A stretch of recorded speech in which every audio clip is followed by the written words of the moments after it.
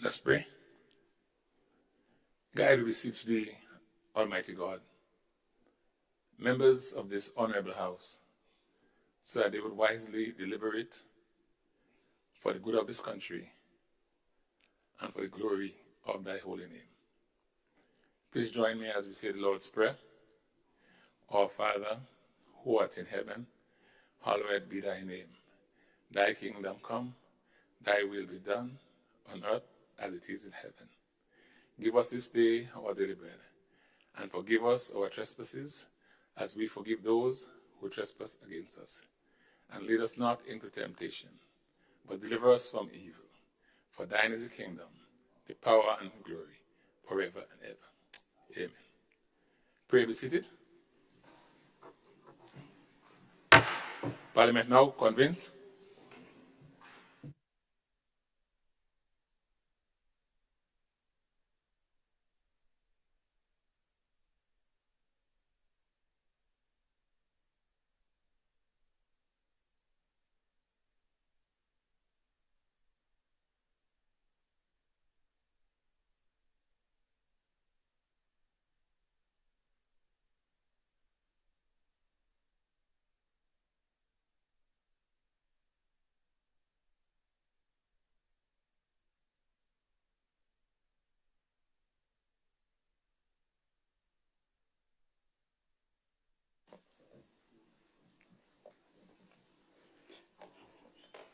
Item 3, oath of allegiance or affirmation of a new member. Item 4, confirmation of minutes.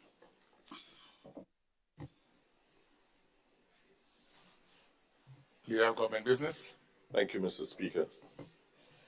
Mr. Speaker, I beg to move that the minutes of the proceedings of a sitting of the House of Representatives held at Parliament Chamber, Mount Weldale, St. George's, on the 24th of October, 2023, at 9 a.m., be taken as read. Thank you. Honorable members, the question is that the minutes of the proceedings of a sitting of the House of Representatives held at the Parliament Chamber, Mount Weldale, St. George's, on Tuesday, 24th October 2023, at 9 a.m., be taken as read. Those of that opinion say aye. Of the contrary opinion say no. The ayes have it. Indeed, the ayes have it. Leader of Government Business. Mr. Speaker, I beg to move the confirmation of the minutes of the proceedings of a sitting of the House of Representatives held at Parliament Chamber, Mount Weldale, St. George's, on the 24th of October, 2023, at 9 a.m. Honorable members, the question is that the minutes of the proceedings of a sitting of the House of Representatives held at the Parliament Chamber, Mount Weldale, St. George's, on Tuesday, 24th October 2023 at 9 a.m. be confirmed. Sorry, Mr. Speaker, I wish to, before we confirm the minutes, propose a correction to the minutes. Say it again. I wish to propose a correction to the minutes before we move the confirmation. Please do. Mr. Speaker, page 11, the honorable member for St. Andrew Southeast, I think should be recorded as absent rather than present, because your announcements indicate that you had a message from her that she was unwell and unable to attend. Yes. That's correct. Yes, I received a message about her absence. She did, yes, so that's correct. So that correction has to be made. Any other corrections noted? All right. Thank you, Honorable Prime Minister. So now for the confirmation. Honorable members, the question is that the minutes of the proceedings of a sitting of the House of Representatives held at the Parliament Chamber, Mount Weldale, St. George's, on Tuesday, 24th October 2023 at 9 a.m. be confirmed. Those of that opinion say aye. Of the contrary opinion say no. The ayes have it. Indeed, the ayes have it.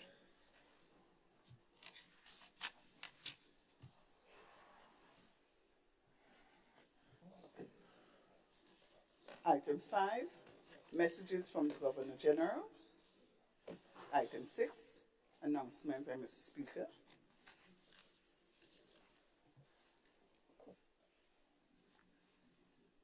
Honorable members,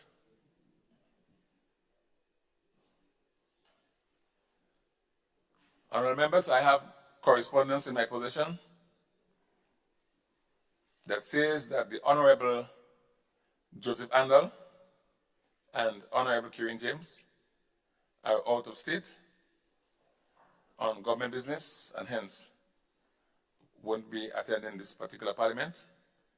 And just to also see that the President of the Senate is also out of state attending the COP conference in Dubai. Permit me to share with you the bills that have received the assent of the Governor General since they were debated here in this House and in the upper house.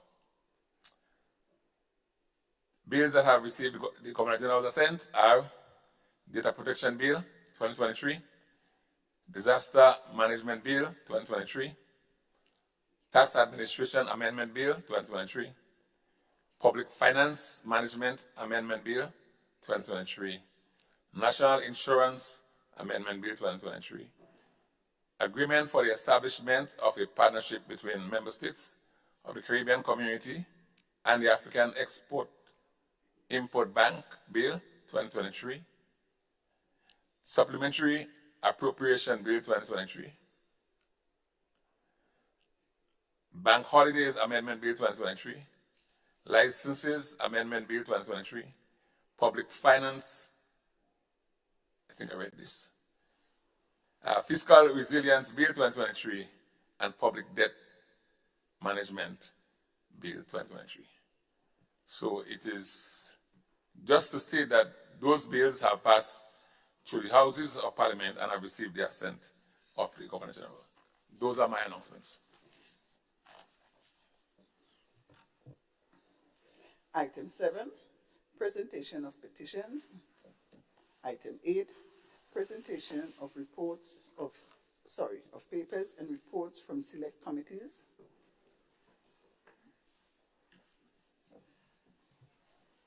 Leader of Government Business.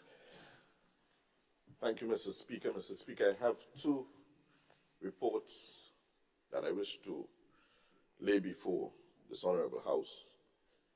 First report, Mr. Speaker, is a report of a meeting of the House Committee, and the second report is the report from the National Lottery Authority.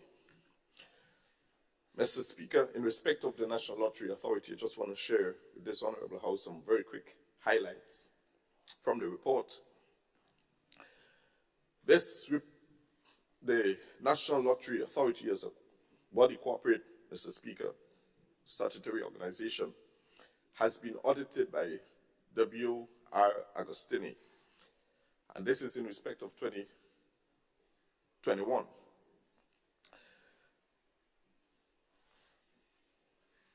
Section 9 of the Audit Act allows for an independent auditor to audit with permission from the Director of Audit. Total assets recorded for the period 2020 was $22.4 million compared to 2021 of $36.4 million. Cash and cash equivalents, $16.6 million compared to $30.1 million in 2021.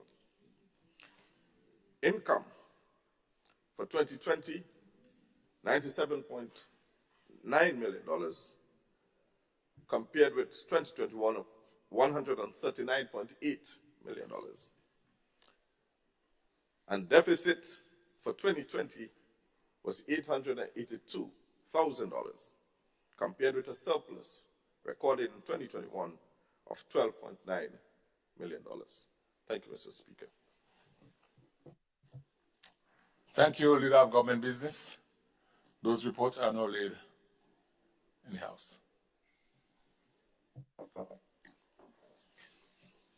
Item 9, unopposed private business. Item 10, questions.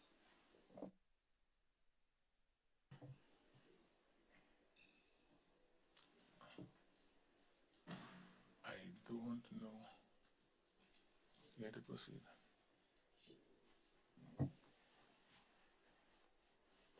Honorable MP Foster Mark.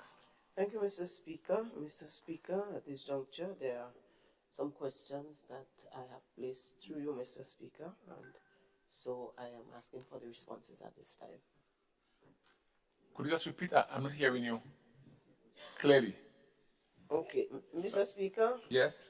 yes, the questions, there are 3 questions and my name, Yes. so I would like the responses, starting with question 1. Okay. I assume you didn't receive answers to those. No, I have not received any. Okay. Minister of Infrastructure.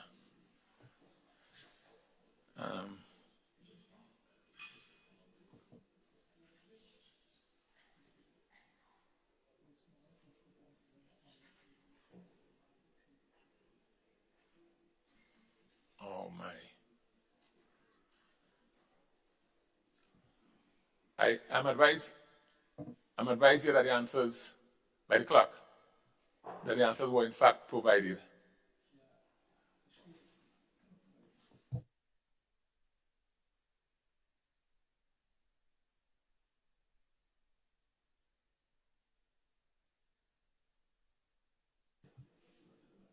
Okay. All right. Clearly there has been a little what I call a mishap. The answers were left on the clerk's desk and not circulated to the members. Right? But the answers were in fact provided, I'm told. So we will now have those answers circulated because they were in fact provided.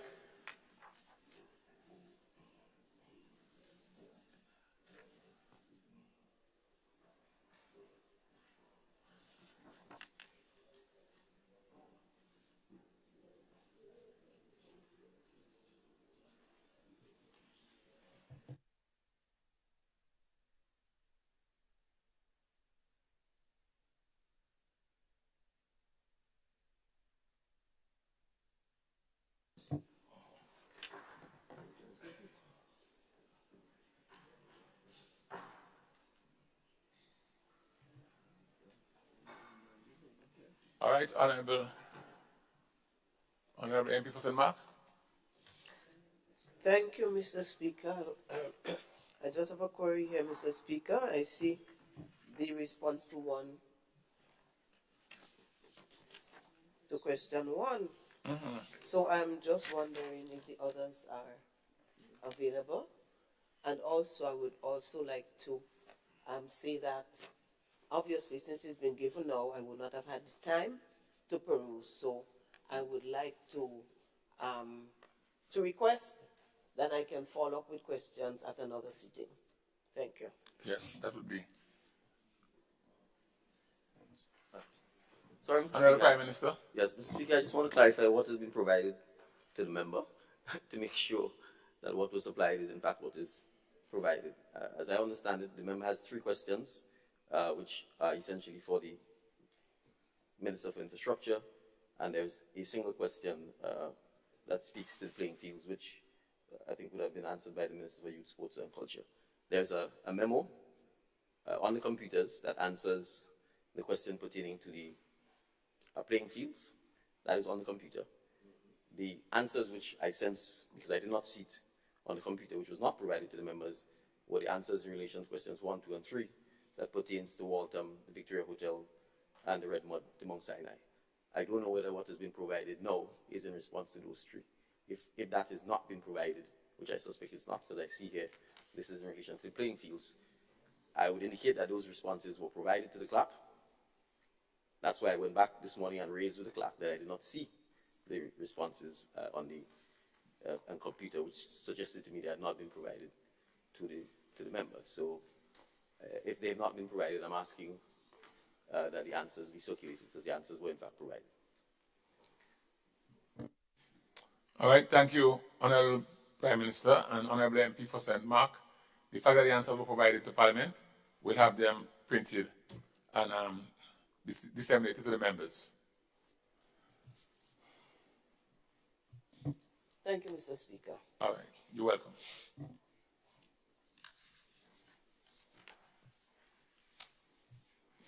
She should proceed.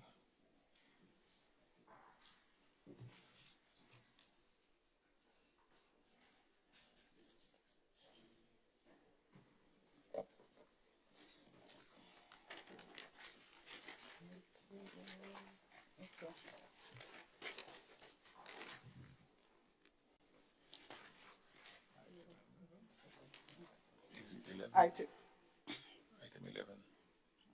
item 11, urgent questions under the provisions of Standing Order number 21, notice of questions. Item 12, statement by ministers.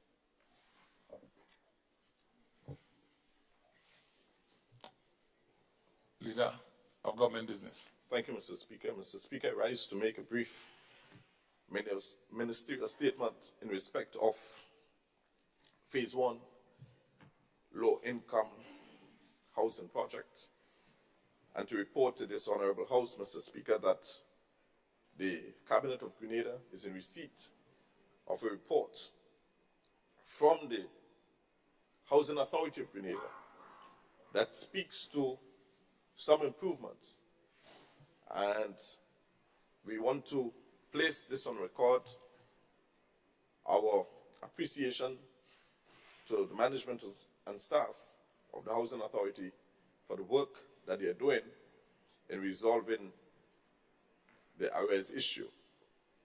Arrears presently, Mr. Speaker, stands at $2.1 million. So there is still a huge amount of arrears. We have noticed, Mr. Speaker, that a number of individuals have approached the Housing Authority, have begun paying, and some of these loans, as it were, is being rescheduled, and so over time we expect to see a much more improved report coming from the Housing Authority of Grenada. Mr. Speaker, the collections on a monthly basis averages under this particular category, averages just in the region of $68,000 monthly. That's what it should be. Presently, Mr. Speaker, we are now collecting $48,000 monthly. That is a significant improvement. Mr. Speaker,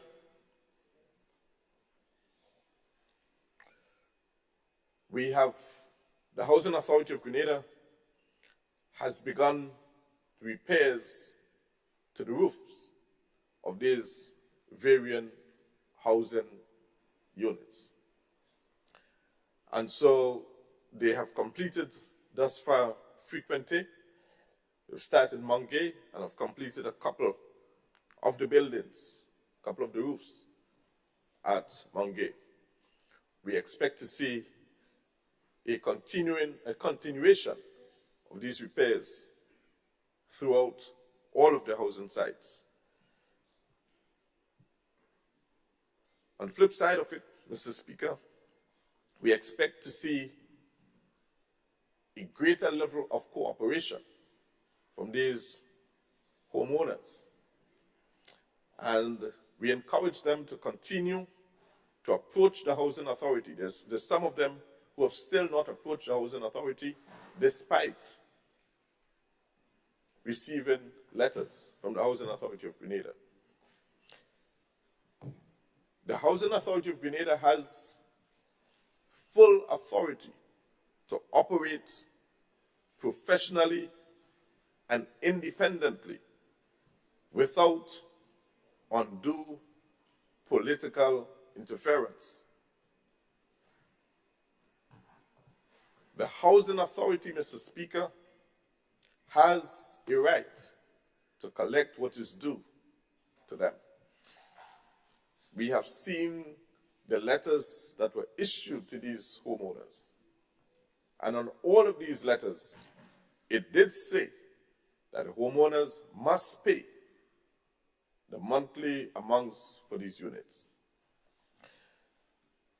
If you cannot pay and you're a homeowner,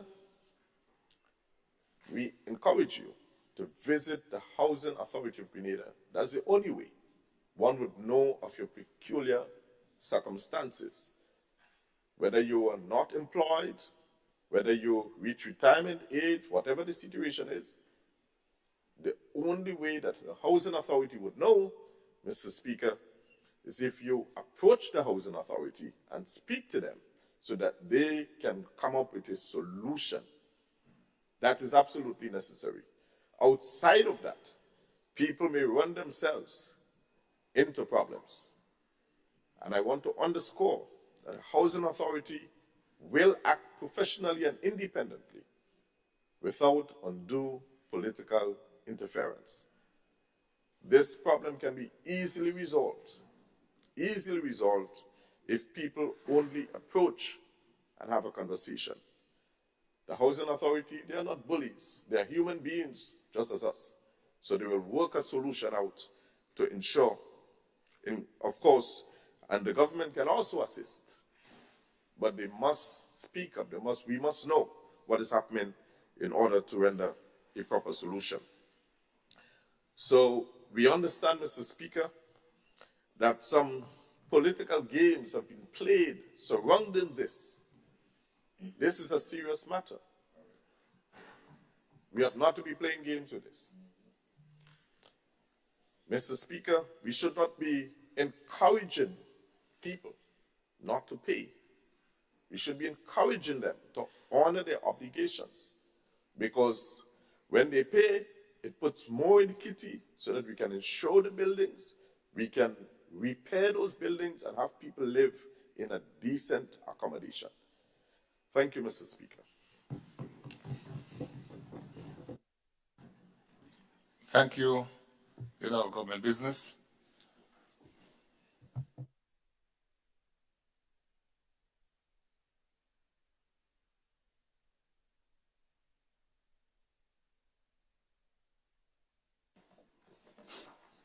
Item 13, personal explanations.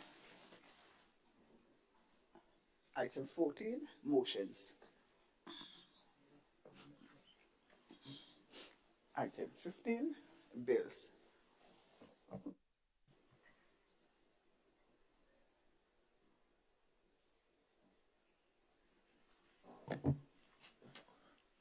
MP for St. George Northeast. Thank you, Mr. Speaker. Mr. Speaker, good morning to all members. I beg to introduce for the first reading a bill for an act shortly entitled National Water and Sewage Authority Amendment Bill 2023. Thank you. The bill which seeks to amend the National Water and Sewage Authority Act, Chapter 208, so that unpaid water and sewage rates and charges are no longer a lien against the premises in respect of which the debt is incurred, shortly entitled National Water and Sewage Authority Amendment Bill 2023. MP for St. George Northeast. Mr. Speaker, I beg to move that the relevant standing order of the House be suspended to enable the bill to be taken through all its stages at this sitting. Honourable members, the question is that the relevant standing order of the House be suspended to enable the bill to be taken through all stages at this sitting. All those of that opinion say aye. Of the contrary opinion say no. The ayes have it. Indeed, the ayes have it. Honourable MP for St. George Northeast. Thank you, Mr. Speaker. Mr. Speaker, I beg to move the second reading of the bill. Honourable members, The question is that the bill be read a second time.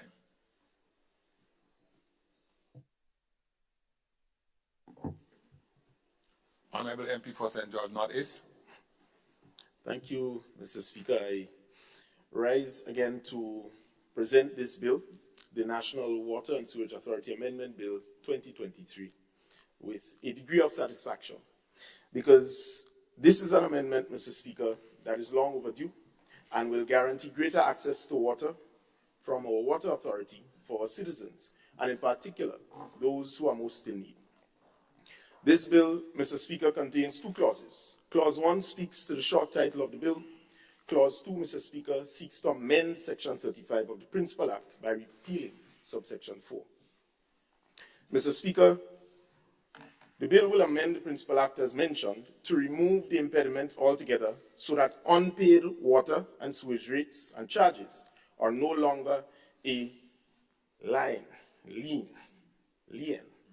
against the premises in respect of which the debt is incurred.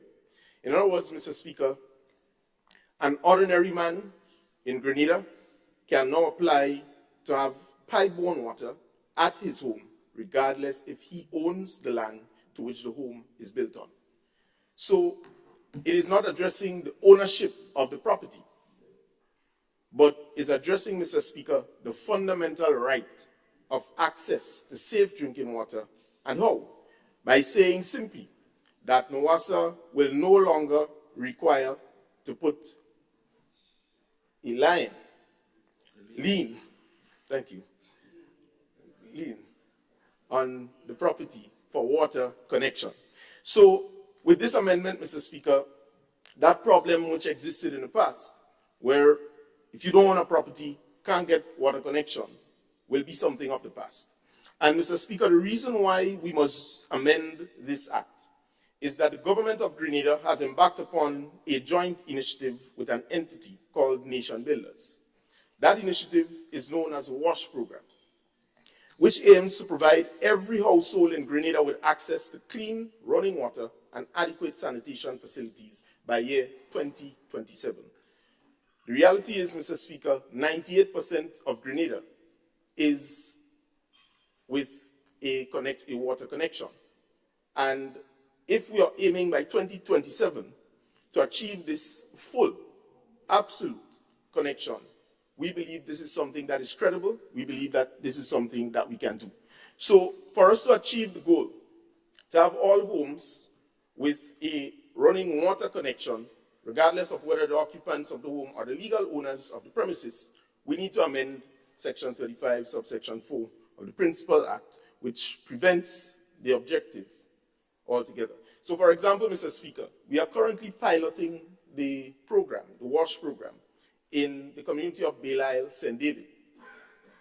And one of the things that we have discovered is that if you're living on your grandmother's property and she passes, God rest her soul,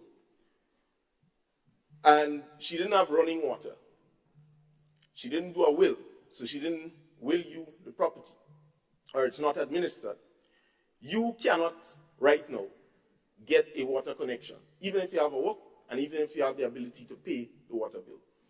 And as such, we are putting forward this amendment, or rather, as such, removing this barrier will help now for you to get the connection so that you could build your bathroom and toilet, that sort of thing, the basic human rights, water, or access thereof. And what we are saying, Mr. Speaker, is for the government to really meet this objective, we have to amend this under the WASH program. And I think, Mr. Speaker, places will benefit positively from this.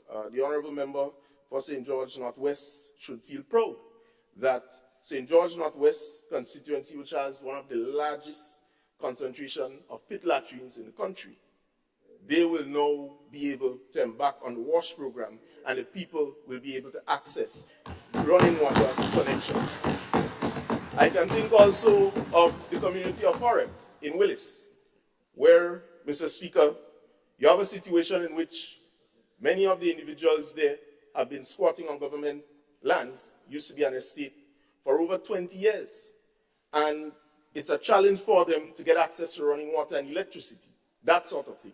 And so this amendment will help to open up the opportunity for them to get access, as I mentioned, to the basic human right commodity, which is clean and safe drinking water for their use.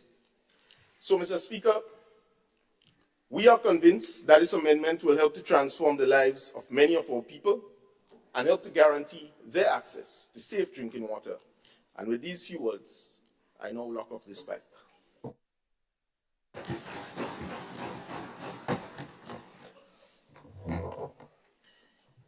Honorable MP for the town of St. George. Good morning, Mr. Speaker.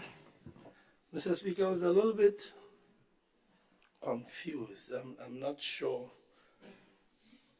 how my friend approached this bill, because the bill seems to be simply saying that if NAWASA puts water on a property and the water is put by John Doe, John Doe will be liable rather than the property owner. It doesn't mean that NAWASA, and this doesn't change NAWASA's policy, NAWASA will simply willy-nilly just put water on properties all over the place without ensuring that the owner of the property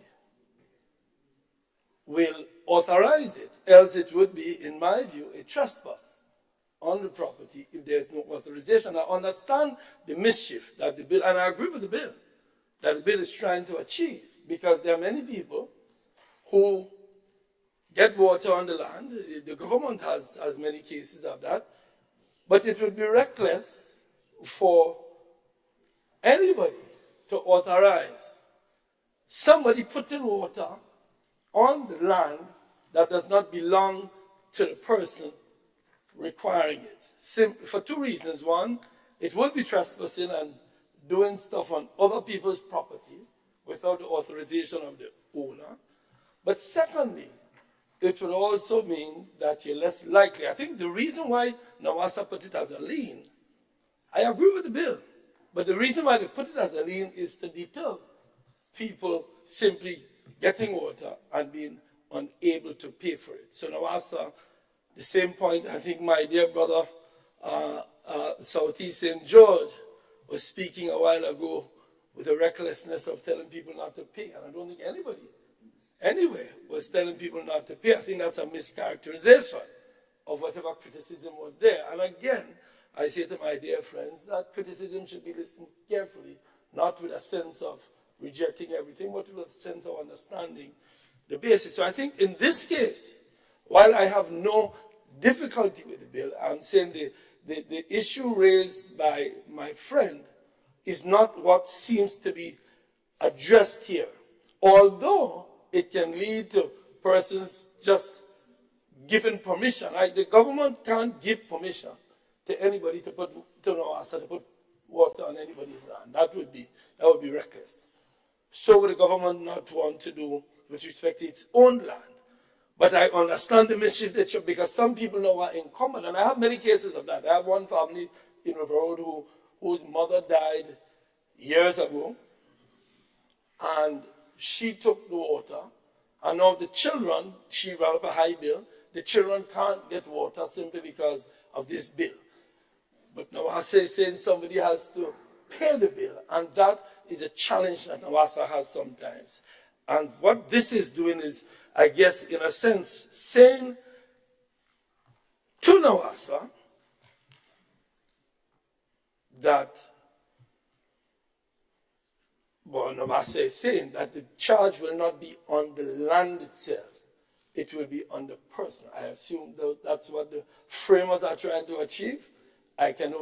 This explanatory notes are quite brief, but that is my interpretation. And I haven't heard an expansive explanation as to the purpose and the mischief that is trying to be avoided here. I think a more expansive explanation needed to be provided, but certainly what I see here is the avoidance of persons ordering water without the knowledge of the owner water is put on the land, the person who puts the water flees the jurisdiction, and then NAWASA is bound with it. Maybe that's the mischief that's trying to be achieved, and I'm looking for some nodding heads, but I'm not seeing it. But that is my view on this. I'm not sure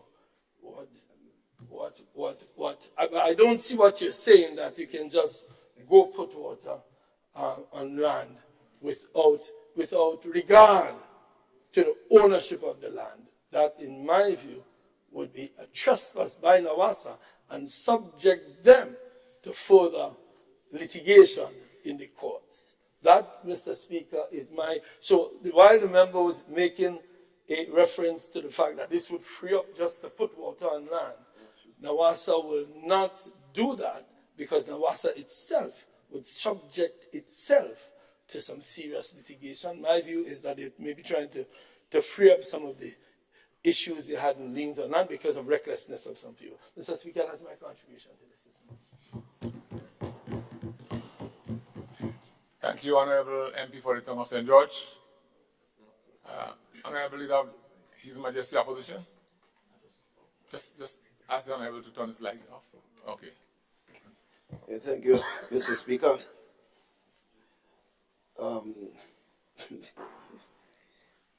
Sometimes I wonder what I'm hearing from the other side. The level of statements and discourse continues to baffle me. It must continue to baffle me. Mr. Speaker, the member gets up, is presenting a bill. Clearly he doesn't understand the bill himself. Clearly he does not. But he finds the opportunity to talk about who has more pit latrine in the entire country. This is the kind of level of debate that is not consistent with this honorable house. Northwest St. George's have the most pit latrine. Where you did your survey, the honorable member to you, Mr. Speaker, where was this survey done? Just open, mouth open, word jump out. In other words, anything to get at the member for Northwest St. George's. It is not about me. It's about the people of Northwest St. George's. I certainly don't have pit latrines, so I'm not the problem. Forget me. You guys, through you, Mr. Speaker, the members in this house seem not to be able to say anything without referring something to deal with Northwest or to the member for Northwest St. George's. But you're barking up a wrong tree. You're barking up a wrong tree, Mr. Speaker. This is the Honorable House. Keep the technical issues at the level that it's supposed to be. This is not a time, you're not on the platform. So when you're on the platform, you can say this and others can deal with you accordingly. But in this house, Mr. Speaker, I wish. Mr. Speaker, well, the point made by the member for the town of St. George is relevant in terms of this thing is very scanty. We haven't heard much more than the two paragraphs I see here. The fact is, there's another aspect of this bill that one has to be considered. It doesn't necessarily mean only somebody who is on a property that's not theirs and using water, and the owner then have to. The owner himself can be held responsible for not paying bills. There are some businesses who have not met their fundamental responsibility to the institutions, not only NAWASA, other areas of service. And it seems to me we have not separated them at all, because it means if an owner with a building rents, keep renting that. It could be a rental property, it could be anything. And he has refused, or he has not met his responsibility to Nawasa for sewage and water rates. And that occurs. The bill is saying that he cannot, Nawasa cannot put a lien on his property. That is what I interpret this to say also. So are we saying here that we want to reduce the ability of Nawasa to use all available tools to collect the rent, the resources available to it for the services that it has delivered? Mr. Speaker, you know, Mr. Speaker, I was the minister responsible for Nawasa. Well, before Nawasa, it was the Central Water Commission. We call it the Central Water Commission. It was not a statutory body. Mr. Speaker, you know rates were charged in 1984? The rates were charged even after the revolution, even during the revolution. Rates were charged based on the number of rooms you had in your house. So if you had a 6-bedroom house, they charge you based on the amount of rooms. So you may hardly been there. You've hardly used water, but they calculate now water come, it calculates how many rooms, and it charges you. That is a fact, Mr. Speaker. That's a history. On the other hand, I might have a little thing, a little jupa, but I turn on the tap and it runs all day. I pay nothing, a little or nothing. You may say this person is a poor person, but we have to get people to be responsible. So you don't encourage people. I always say if you're poor, you still have to be responsible. So I remember piloting this bill to create Nawasa as a statutory organization in the 85 period. And I remember saying, I come from poor families, but we are taught that we have to be responsible. Your poverty means, in fact, you have to be even more responsible than the guy who feels he has life made for him. So I'm not going to allow my friends and my brothers and sisters to get away because and assume because you don't have resources, a lot of resources, that you should be responsible. In fact, you should be more responsible. Mr. Speaker, at that time, Nawasa was literally, the Ministry of Finance had to be literally bailing out Nawasa. People were not paying. And therefore, most parts of the country, through you to the member who just presented the bill, he wasn't probably even born yet. Most people, Mr. Speaker, parts of the country never had water. I was the minister responsible for Nawasa and water.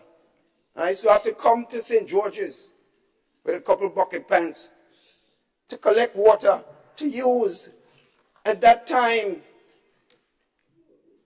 many countries, many villages in the country did not have water. You know what the media at that time said, Mr. Speaker, when the bill came in? Well, NNP dead now. The minister put his foot in his mouth. That was a statement, the headlines in newspapers at the time. Because people failed to understand after living in a country where water was available and services were paid for based on its usage, not on the amount of rooms that I have. If I use X amount of water, I pay for it based on the value of the payment per cc or whatever it is, a liter or whatever it is. You have to make people be responsible. So I said, no, I'm standing my ground. And at that point, the cabinet of the country stood firmly behind the Ministry of Public Utilities. Mr. Speaker, we were able then to invest. People started paying their share. Nawasa became a better, more commercial enterprise while providing services for those who cannot afford. There were room in the Act or NAWASA's leadership and board that gives them room to be understanding of people that have difficulty being able to pay, and they have to make a case for it. Mr. Speaker, within about a year and a half, when water services were turning on taps, lots of parts of the country that never had, including my own village of Happy Hill and Brazan, because the people of Brazan used to be back to getting water from the river. You know what that could mean. So people started using the fact that they now have to pay, and there were less wastage. Used to pass in some streets and you see a pipe running all day with water. Nobody calling us and say, well, the water has been wasted because they're not paying. But Mr. Speaker, therefore, the point here is these services become a lot more effective in terms of the ability of NAWASA to provide services. Many of you don't know this true, Mr. Speaker, but over 45% of the country at the time, only 45% had electricity and about 40% had pipe-borne water. That's a fact. But because of these bills and the NAWASA being now able to collect much more resources, it wasn't overnight. There were a lot of teething process. The government then had to continue to support NAWASA in many ways. But over a period of time, NAWASA became much more able with the resources that they have now developing. And then, Mr. Speaker, the government then realized we were forced to come to terms that the government itself was one of the worst in terms of payment and NAWASA with government buildings. We just used to pay. That's the one government before, of course. And then, no, that's not a joke. I'm talking about 1984 to 85. And that's what I'm talking about. So the government then has to realize you cannot own NAWASA millions of dollars, expect to get services as we are doing around, and at the same time, we are not paying. So they started, government then had to start meeting its responsibility, and that was early in 85. So most people then started doing a lot more in terms of their responsibility to the taxpayers and to NAWASA, in fact. So this thing was a teething process. So I don't want to do anything, and I don't want to support anything that says NAWASA must be limited in terms of what it can do to force some people who can afford to pay to be able not to pay. So you cannot put a lien on a business or an area. And I'm not talking about the section that the minister member for St. George's Tongue said a while ago and what the member for St. George's Northeast. I'm talking about the additional fact. So if you are separated and say you are separated and businesses are not part of that, then say so. But that is not in the Act. What I have read, Mr. Speaker, does not say that. So to come up with, to make jokes or throw aspersions, that's the level of irresponsibility. That is the level of irresponsibility. I know where you're coming from, but that's not, we are not here for that. If you want to keep at your level, keep that level, but do not bring it in this house and expect to go unchallenged. The people of Northwest St. George's do not have the largest amount of pit latrine. I don't know where you were, Mr. Speaker, through you. It's a false statement. It's totally false. It's an attack on the people of Northwest St. George's. It's an attack on the people of Northwest St. George's. And I'm saying, Mr. Speaker, I ask the member to be more responsible when he's speaking. Because it's not, I happen to, my qualification tells me, if you're going to talk about a survey, you have to tell me how it's done. You have to say what's your criteria You have to say the survey methodology. You must come to terms with this, Mr. Speaker. And that's not a boast. So I must be turned off. Given my profession, when I hear someone come talking about surveys and you can't tell me how it's done and what's the data collection process, who collected the data, because biased data collector could interfere with the biased result, and you get higher level of errors. It can higher ever level of errors in that. That's a fact. I'm not here to get into you guys' level, but I'm just making a serious point. Mr. Speaker, the point I'm making is, look at the other side of this. What happens? That's all I'm doing. So if you intend to make it clear that the members of business now can be exempted, and they will be able to now also be able to put a lien on businesses that are not responsible for the water they pay, then say so.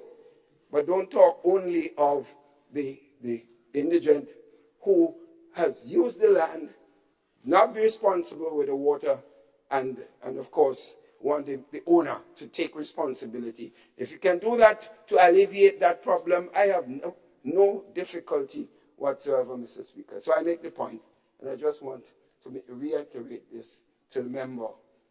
There need to be more clarification. We're not saying that is not necessarily the intention, but I have not seen it in writing and I have not heard it. And if I hear it, there must be proof of that. Thank you, Mr. Speaker. Thank you, Honorable Leader of His Majesty Opposition. Honorable MP for Carrick, they say ladies first. So I invite Honorable MP for St. Andrew, Northwest. Thank you, Mr. Speaker. And I rise to give support to this amendment tabled here this morning.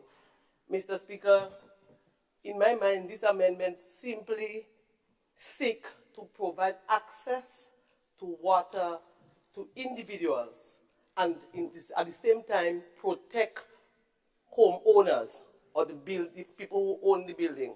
So we know and we appreciate that water is essential for everybody. Water is an essential human right. In fact, the United Nations speaks to that as water as a human fundamental right to everyone's health, dignity, and prosperity. And therefore, Mr. Speaker, this amendment, for me coming from the rural village of Moncton, where you have many people who cannot get access because merely the property belongs to government, or they are renting from someone, or in some instances, the people died years ago, there's no deed to the property, and so they cannot get access to water, which we know is very, very important for daily activities. And so this bill will give the homeowners access to water where they will be responsible for paying their own bills. So the bills would not be given, to the homeowners because it's on my name. So the bill will say Delma Thomas, whereas the homeowner will be John Doe. So Delma Thomas will be responsible. So if I'm renting and I refuse to pay bills for 3 months and I'm removed from the property, the owner of the property, who is Ron Redhead, is not expected to pay that bill. Now I will have to hunt me down to ensure that Delma Thomas pays her bill. And so we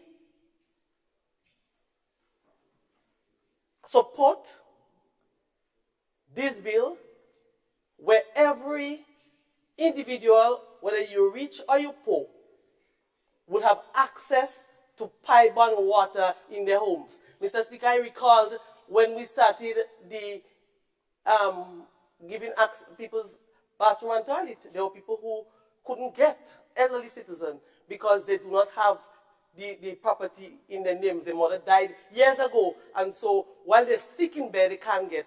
This new amendment will enable Nawasa now to give them water, and they pay for the water. And so, Mr. Speaker, I rest my case, and I'm happy to support this bill, whereby the people of St. Andrew Northwest and the people of Grenada who do not have pipe-borne water can now apply, and every household now can now access pipe-borne water across, whether you have ownership to the land or not, and you are responsible for paying for it. I thank you.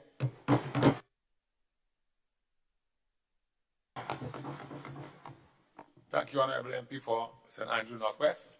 And I invite the MP for Carriacou and Peter to the floor. Thank you, Mr. Speaker. Mr. Speaker, I too stand to lend my voice and to support this bill. Mr. Speaker, the bill seeks to take into consideration an initiative that was launched by this administration, piloted by the Member of Parliament and Prime Minister, the folks in St. David's, called Nation Builders. It's an initiative, Mr. Speaker, that seeks to eliminate the bureaucratic handlings that often hinder the implementation of community projects, and instead, Mr. Speaker, encourage citizen active involvement in the development of our beloved country. And Mr. Speaker, the first project under this initiative is the Water Access Sanitation in Home program. It's also known as the WASH program, Mr. Speaker. This pilot project, Mr. Speaker, was intended or started in the parish of St. David's, and it aims to ensure that every household, not just in St. David's, Mr. Speaker, but throughout Grenada, Carriacou, and PT Martinique, have access to clean running water and adequate sanitation facilities by the year 2027, Mr. Speaker. And while it may surprise many, Mr. Speaker, the WASH program concept note reveals that despite 90% of Grenada's population having access to water, there is still a large number of Grenadians that struggles with having access to quality water. And numerous households in the country still rely on outside peat toilet, including constituencies that we all represent, Mr. Speaker. So Mr. Speaker, the WASH program is in response to those concerns, and the intention is that this administration, because we care about people, because we put people first, and recognizing that there are a large number of Grenadians not having access to clean, quality water,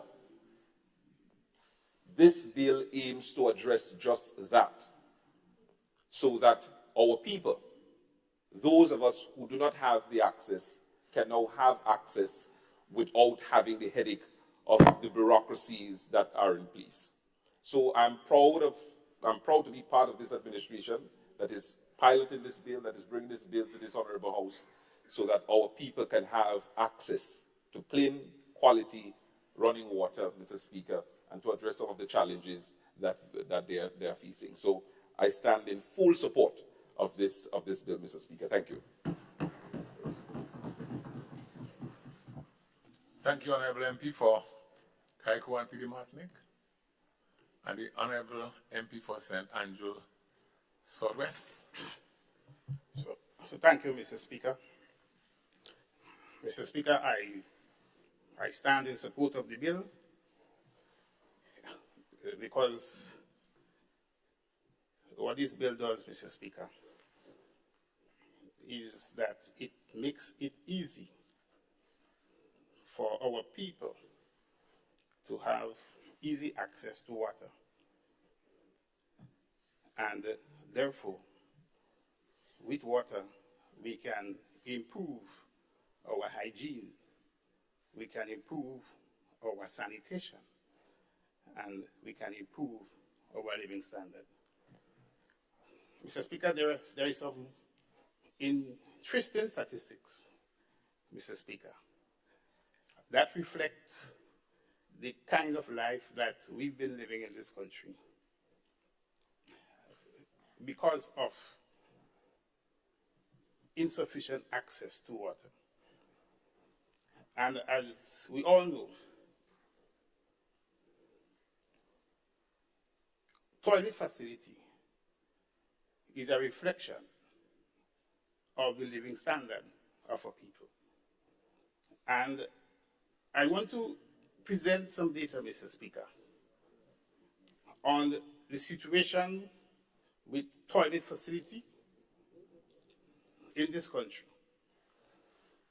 Data that our own statistics department would have produced.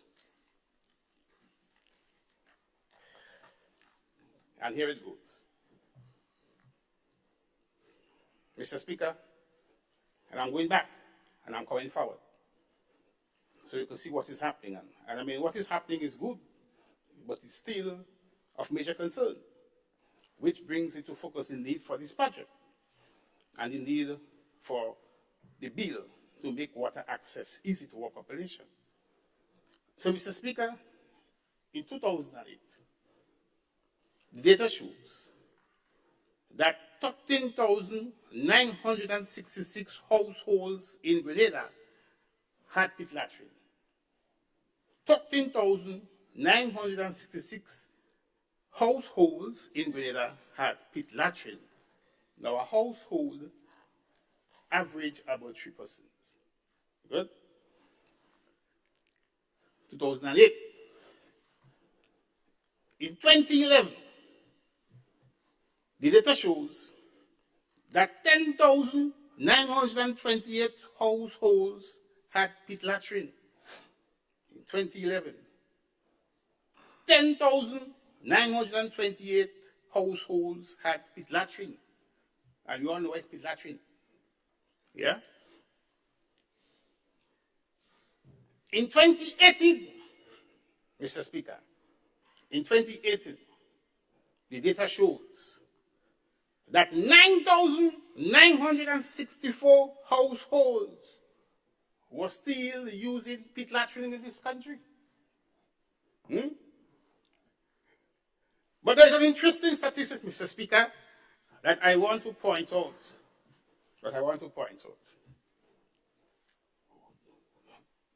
So what we see, therefore, is that between 2018 and 2011, the number of persons, number of households using pit latrine declined by 8.8%.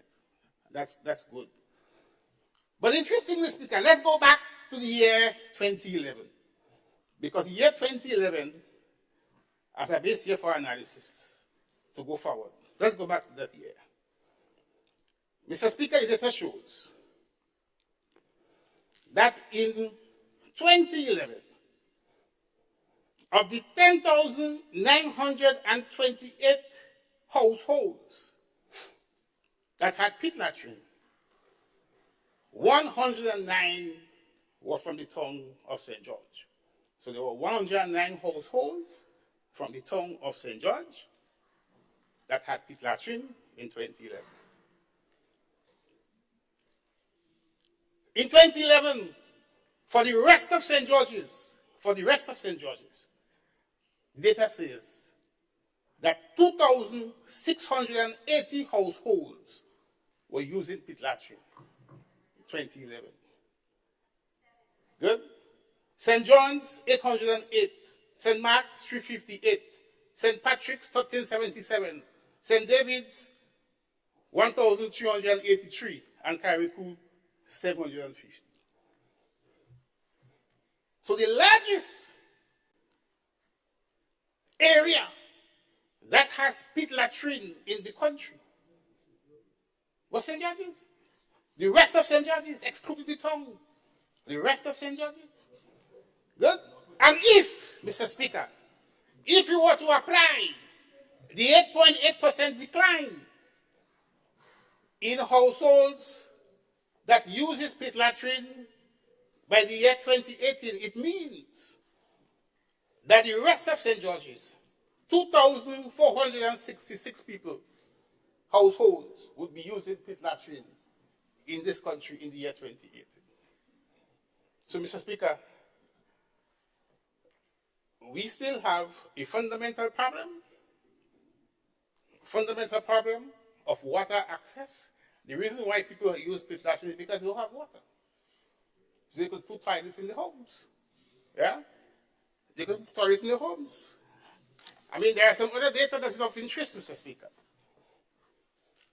The data is shown here from 2011. You may say it's a little bit old, but never mind. But it gives us an idea of what is happening in the country. That overall, for all of the country, overall, 61.77% of our households had indoor toilets. 61.8% of the households had indoor toilets. 73.5% of the households had treated water inside their homes. Yeah? 73.5% of the households had treated water inside the homes. So we still have a problem in this country of access to water by our people so that they can have proper sanitation, they can have proper hygiene, they can have proper facilities to help to improve their living standards. And what this bill amendment is trying to do is simply to provide water access, make water more accessible to our people so that these numbers can come down and we can enjoy a much higher living standard and make our people live better and feel happier about themselves. Thank you very much, Mr. Speaker. Thank you very much, Honorable MP for St. Andrew Southwest. Honorable MP for St. Mark. Thank you, Mr. Speaker. I rise to make a few comments on the bill that has been presented. I heard some very, very useful statistics. I didn't hear a comparison between 2018 and 2022, and I mentioned that because a lot of work has been done in terms of providing water to households, and I know St. Mark benefited tremendously from that, and so I just want to raise that as a point. I'd like the statistician to get that statistics from me at some point in time. And we have done exceedingly well in terms of the original WASH program. The WASH program, we have done well because a number of persons who had pit latrines got how you say it now? The flush, what do you call it, flush toilet? Anyway, the indoor toilet to flush. So I would support any bill that allows persons access to water. I just have, and I heard the leader of government business mention that they're collecting monies and so on, and he's happy for that. And I just wondered, how do we protect Nawassa to be able to collect what the fees from, so you no longer put the lien on the house or the lien perhaps on the business as well, but what enforces the business or the house owner then to pay if they are at fault? Do they just, even if they're renting a house, do they just rent it to somebody else on a different name, and whatever monies were owing before becomes lost to Nawassa? So I have this question, and I just wanted to endorse the fact that we have done a lot, and you will find that when you look at your statistics from 2022, June 2022, to whenever, you will find that you would deal with whatever amount you have plans to deal with, and it would be interesting to see what is in the budget for dealing with this problem, because just taking away the lien from the house owner alone would not solve it, because you have to put the money there to give support, and also you would have to take into consideration that new houses are going up all the time. New houses without toilets. So the numbers alone do not speak for themselves, because it may be Is it the same amount of houses that still remain from 2011 all up till now without water? Do you have an additional? And I'm not a statistician, but these are some of the questions we have to ask ourselves. So every government that comes into office has perhaps done something from 2011, from the stats I heard, and kudos to the governments of the day, and kudos to the project in St. David, but I have not heard anything new in terms of what is being done, toilets and bathroom indoor. And those who know it on your side could tell you too, is that we had moved significantly into providing toilets, facilities, and water in the home, in the households. So let the statistics show that at some point in time, so that we have done some work and you will continue. And I look forward to seeing the budget, how that will be supported. I thank you. Thank you, Honorable MP for St. Mark. Prime Minister, Honorable Prime Minister. Thank you, Mr. Speaker. Mr. Speaker, we will protect NOASA the same way Grand Lake is protected, the same way.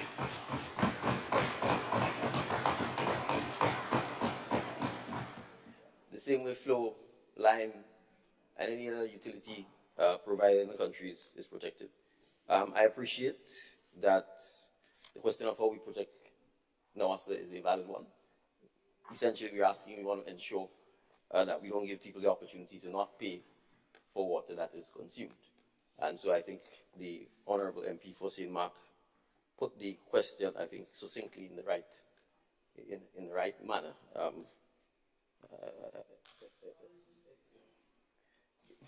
Yes, indeed. And oftentimes that helps with clarifying issues, because I took it from all that was said by the Honorable MP for the town of St. George and the leader of His Majesty's opposition, that is really what they were trying to get at, perhaps in a much more inelegant and long-winded way than compared to the MP for St. Mark. That essentially, how do we ensure that by removing this lien that NOASA currently has on real property for unpaid rates or charges associated with the property, that we don't create a situation where there's a risk or a serious risk to the revenues of NOASA. Mr. Speaker, in life we always have to balance risk and benefit. And so the question I think we have to ask is, do we believe the risk of ensuring that NOASA can have this particular enforcement method outweighs the benefit of ensuring, using the statistics provided by the Honorable MP for St. Andrew Southwest, that you probably have as much as maybe 30,000 persons who more likely than not do not have access to indoor treated running water, and who therefore are forced to rely on pit latrines. Whether ensuring that we remove one more impediment to them having access to running water, so that we can have bathrooms, indoor toilets, is a greater good than the risk of some money not being paid to the NOASA. To this government, the answer is clear. It is a greater good to ensure that the approximately still 9,000 or 8,000 households, and if you multiply that by 3, as the statistician says, on average 3 persons live in a household, then the almost 25, 26, 27,000 persons who are yet without access to indoor running water, it is clear that the benefits outweigh the risk. And so, Mr. Speaker, this is just the removal of one of the many impediments to how we ensure that water, sanitation, and hygiene is brought to all our citizens.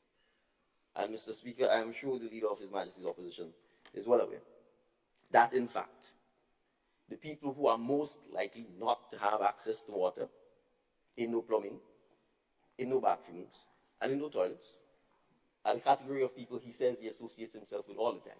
Those who are poor and those who are vulnerable. And therefore, any caring government would obviously want to ensure that the projects and the programs they embark upon particularly when it comes to improving the social and community well-being and the development of our citizens, target those who are most in need.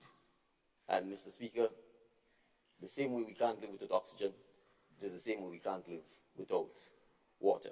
And I want to point out that NOASA currently, in circumstances where people do not have title to land, and let's not underestimate the state of land title ownership in Grenada.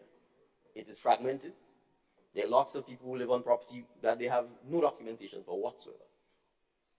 Either a family land that has just simply passed on for generations and generations to come. The yard arrangements, where you walk into a yard and there are 10 or 15 homes, cousins, aunties, nannies, grandparents, etc. They have no title. Oftentimes, the paths to get to the homes is a track. And so, in those circumstances, very much like Renlet, which when you apply for electricity, asks that you pay a deposit, so that if you run up the bill and you don't pay, they can in fact offset the bill against the deposit. NOASA similarly is asking for indemnification and will be asking for deposits, so that persons who otherwise may not have title to lands, etc., but who clearly are living on the land and who clearly need to have access to water, can similarly pay deposits or pay over a period of time. And so just so we are clear, Mr. Speaker, many of the persons who are going to be targeted and who will be targeted by this program are persons who can't even pay the connection fee. And so we've signed a memorandum of understanding with NOASA to ensure that, in fact, the connection fees are paid over a prolonged period of time once the connection is made and once they're getting water, along with the water bill, so that it's prorated over a long period of time. So this program really is meant to target persons who legitimately do not have water. We think it is a national goal that everyone should line up behind.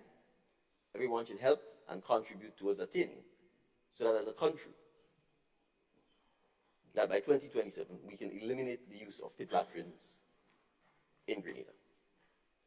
And I do not think the member for St. George Northeast meant any offense when he highlighted that St. George Northwest has a high concentration of pit latrines.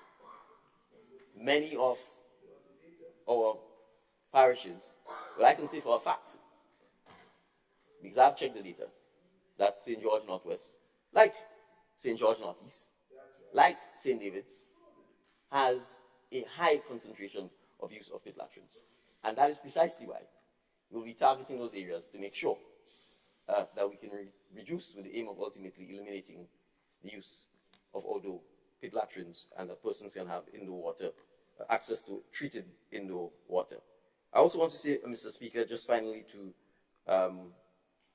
speak to a concern raised by the member for St. Mark, that in fact, going forward, this administration does not intend to embark upon home repairs or home building programs that do not have bathrooms and toilets affixed to them.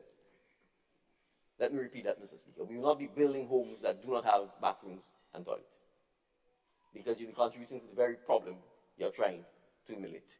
And the minister responsible for housing and his team have already, from a policy point of view, made that clear.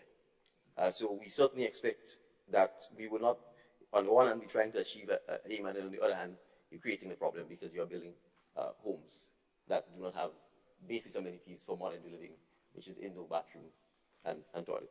And Mr. Speaker, we must bear in mind particularly that we have young women, we have girls, and we have elderly persons, thousands of them, especially at night, and especially in the rainy season, who have to leave their dwelling to go out to a separate pit latrine to be able to do basic human functions. And so the need to accelerate and to ramp this up is something that we believe all of us as MPs in all of our constituencies can support and line up behind as a national objective that we can all support.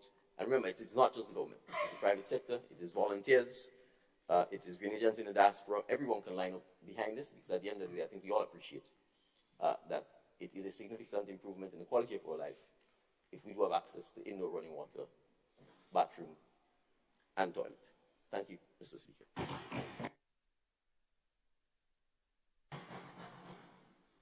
Thank you, Honorable Prime Minister. Sorry, MP for Thank you, St. Mr. Andrews Southeast. Speaker. Mr. Speaker, I'm only rising because I noticed the presenter of the bill would have put on his light.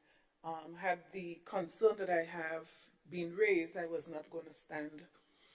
And so, Mr. Speaker, I think primarily what I'm hearing is that people do not have a major objection to this. And I cannot say that I have a major objection to what was presented this morning. But what I do want to state is that consideration needs to be given to some of the issues that were raised, because I believe that there would be value in considering all that was said. Don't just see it as opposition. But added to that, I want to raise about two other things that I didn't hear in the discourse so far. While we seek to achieve an objective, I think we need to consider possibilities. What are some of the possibilities that we may face that could potentially be a legal challenge and other kinds of challenges as well? So one of the things that were mentioned is that this is going to address the issue of people who are renting on properties. So, Mr. Speaker, let us consider that I would have rented my piece of land to you, and you intend to do farming on the land, and I'm quite comfortable with that. But then tomorrow you start putting up pillars because you now want to build a house. And now you have the right, even if I am uncomfortable with you using my land to have your family on the land, you are now able to access water connection because you are living on the land.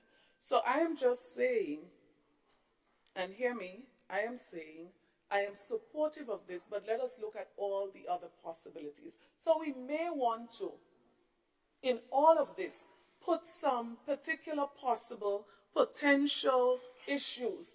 For example, where there are active, live, legal issues before the court, legal matters, as it relates to the lands, for example, where, for example, the landowner is renting but probably has an issue with the fact that the person is living on the land. We have to consider that as well. So I'm saying consideration in special circumstances, right? And I did not hear that in the presentation. So if the member says that there is consideration, definitely I would 150% support once you're on government lands and you've been living there. As a matter of fact, the law makes accommodation for people living on lands for a period of time, having the right to ownership. So already the law supports people living on lands that is not there, but we are speaking now about those other cases. And while we speak about those other cases, let us be mindful there might be some genuine circumstances as it relates to the owners of those properties. And so we must not blanket wise, but we may say there could be exceptions where we would have to investigate further, where we may say, okay, at least a letter is required of support and things like that. So I'm just saying there might be some exceptions that we may want to be careful with. Thank you, Honorable MP for St. Andrews Southeast. And I now invite the MP for St. Patrick East. Thank you, Mr. Speaker. I rise to give full support to the bill that is presented to us here today in the House. And I'm doing so against the backdrop that over the years we have had many challenges, ranging from because the land was not owned by the person living on it, may not have had the right to do so. And it includes, for example, church lands. I wouldn't mention exactly where those lands are, but you could not have built even a pit toilet on those lands. People had to resort to basically using communal bathroom and toilets and so on. Over the years, they have deteriorated and are now out of use. I also believe that we have seen a decline in the amount of standpipes that we have seen around the country, and that was in the right direction, I believe, because it prevented a lot of people from having their shower on the road. It also prevented people from allowing water to go to waste because, again, water is something that is valuable to all of us. And therefore, we need to make sure that we protect the resources that NAWASA is providing us. there was this idea that water comes from the sky and it belongs to God and everybody should have access to it and so on, whether or not you pay for it. I want to posit that I support fully that NAWASA is able to recover the costs that it gets into and so on to be able to provide us with water. So I want to move to the next point, which says, we as politicians or members of parliament should try our best to encourage our constituents to make sure that they pay the bills when the time comes. If you do not pay for the water that you consume, all it does is create shortages and problems for us and so on. I have seen around the country where people still use the rivers for washing the clothes and bathing. We have to basically rise above that. And therefore, I fully support the idea that you create an environment where greater access of water is given to people, but they must be responsible for the water they consume. Thank you. Thank you, Honorable MP for St. Patrick East. And I now invite the MP for St. John North East to close. Thank you, Mr. Speaker. Mr. Speaker, let me thank the members for all of their contributions. I would have liked the Honourable Member for St. George Northwest to at least stay to the end. It's a short sitting to hear what the conclusions would be. But nonetheless, Mr. Speaker, I would like to take the opportunity to thank each members for their objective points raised. And I want to also take the opportunity just to add some clarity that the amendment is repealing subsection 4 of section 35 to remove the lien. It is not dealing, and I'm taking my time to say this, with property matters which will be dealt with in a strict sense of the law in its normal course. It is not taking away the right of any property owner.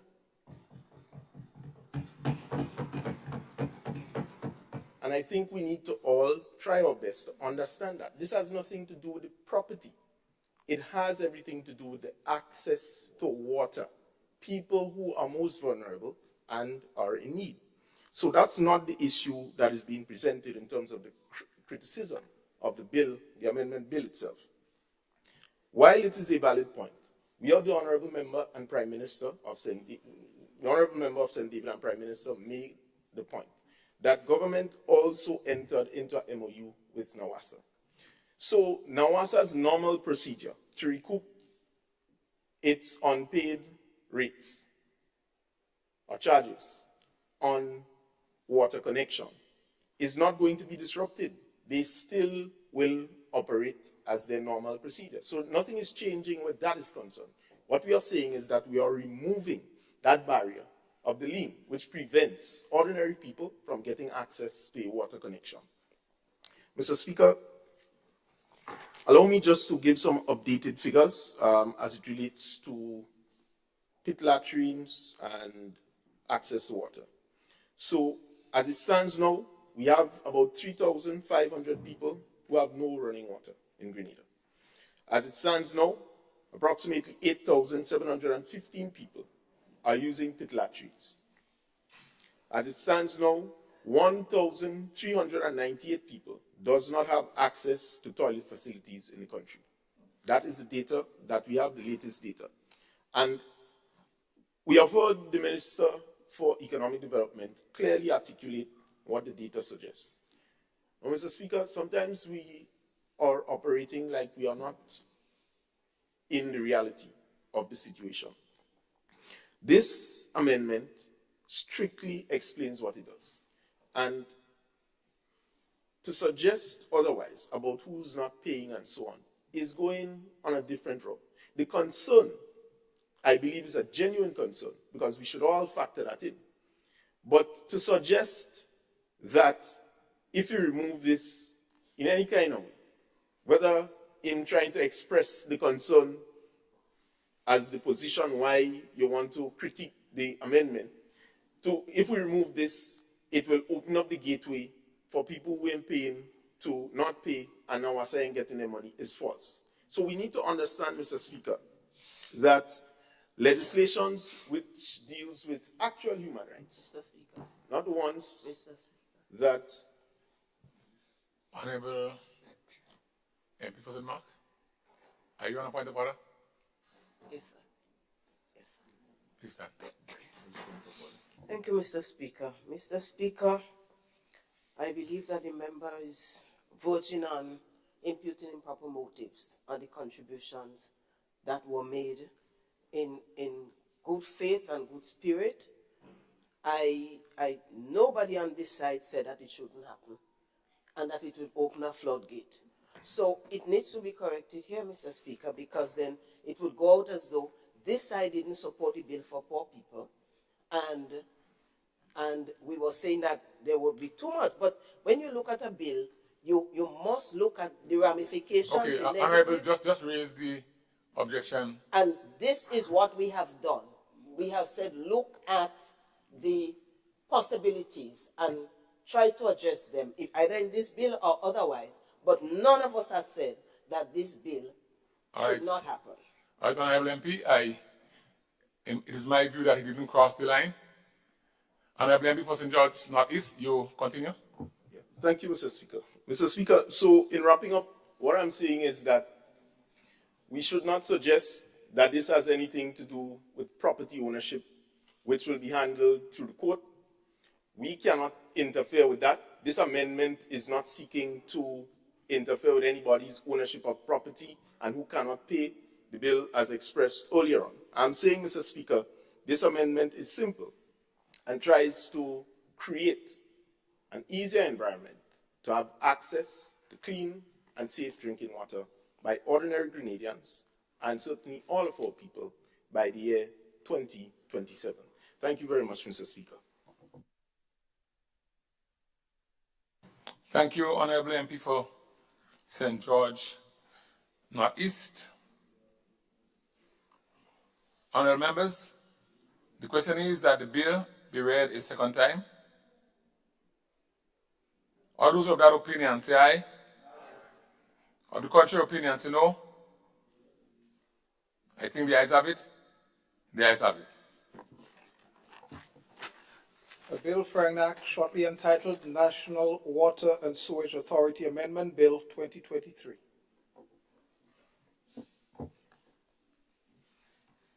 Mr. Speaker, I beg to move that the House resolves itself into a committee of the whole House to consider the bill clause by clause.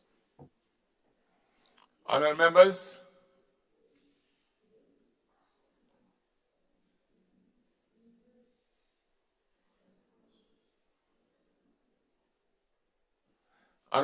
the question is that this Honourable House resolves itself into a committee of the whole House to consider the bill clause by clause. All those of that opinion, say aye. Of the contrary opinion, say no. The ayes have it. Indeed, the ayes have it. This Honourable House is now in committee.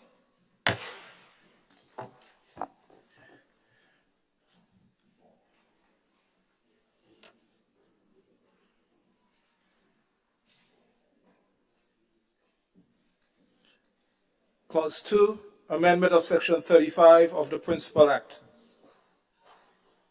Honourable members, the question is that Clause 2 forms part of the bill. Those of that opinion, say aye. Of the contrary opinion, say no. The ayes have it. Clause 1, short title. Honourable members, the question is that Clause 1, short title, forms part of the bill. Those of that opinion, say aye. Of the contrary opinion, say no. The ayes have it. Indeed, the ayes have it.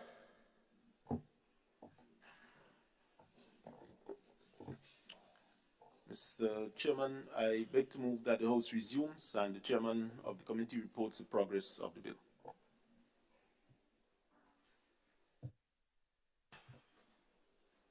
Honourable members, the question is that the House resumes and the Chairman of the committee reports progress on the bill. As many as of that opinion say aye.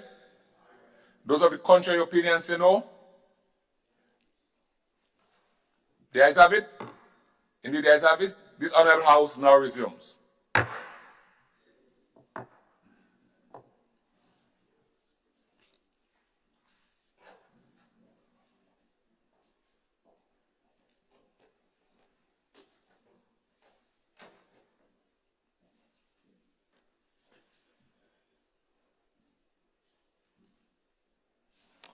I have to report that the bill was considered by a committee of the whole House and passed without amendment.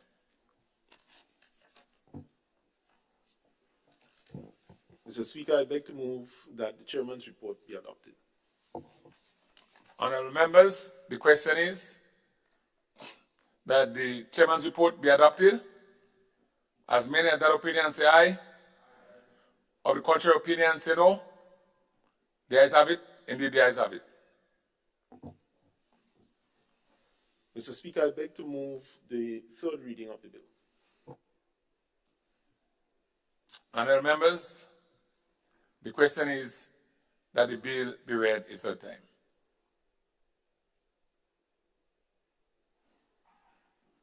Honourable members, the question is that the bill be read a third time and pass. As many as have that opinion say aye. Of the contrary opinion say no. The ayes have it. Indeed, the ayes have it. A bill for an act shortly entitled National Water and Sewage Authority Amendment Bill 2023.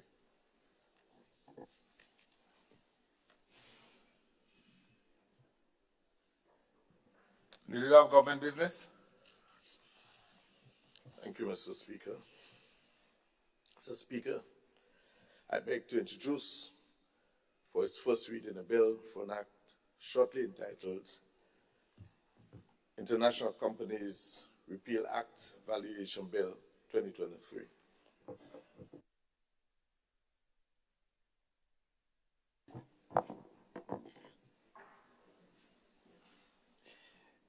A bill which seeks to validate international companies that fail to meet the statutory requirements for continuing to carry on business in accordance with the Companies Act, Chapter 58A, shortly entitled International Companies Repeal Act Validation Bill 2023.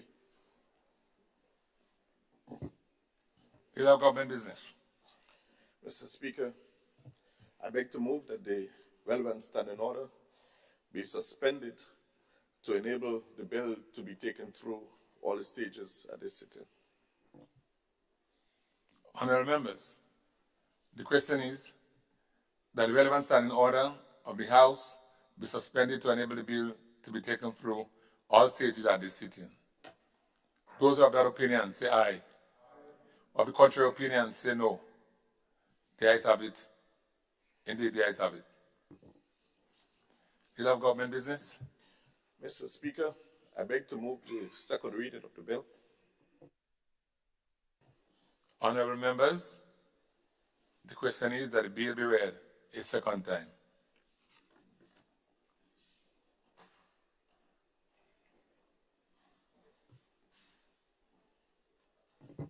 Leader of Government Business.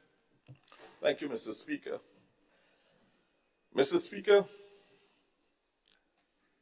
this bill, though short, is a very important bill. And it contains 7 clauses and 1 schedule. The main objectives of this bill, Mr. Speaker, is to validate international companies that failed to meet the statutory requirements for continuing to carry on business in accordance with the Companies Act, Chapter 58A, after the repeal of the International Companies Act, Chapter 152. Mr. Speaker, the second objective is to deem these international companies that are listed in the schedule to continue to carry on business and to provide services in accordance with the Companies Act, Chapter 58A. The second clause of this bill, Mr. Speaker, deals with the interpretation and very importantly, Mr. Speaker, under the interpretation section, the bill seeks to list who those companies are. There are 22 such companies, Mr. Speaker. They are Choket Inc., Resource Financial Services Limited, Danes Management Limited, Clare Harbor Inc., BF International Inc., 2 Excel Inc., Summerhill Limited, Calypso Land Limited, Lotus Inc., Hart Industries Limited, Sol Mutual Limited, SDR Trading Limited, Premier Consulting and Management Limited, HH&B Trademark Services, LP Brown Limited, Waterfront Investment Limited, Jamun Advisors Limited, Best Rich Exchange, Richmond Globe Investment Limited, Richmond Capital Limited, Yako Group Limited, and Kamadak Limited. Mr. Speaker, Clause 3 of the bill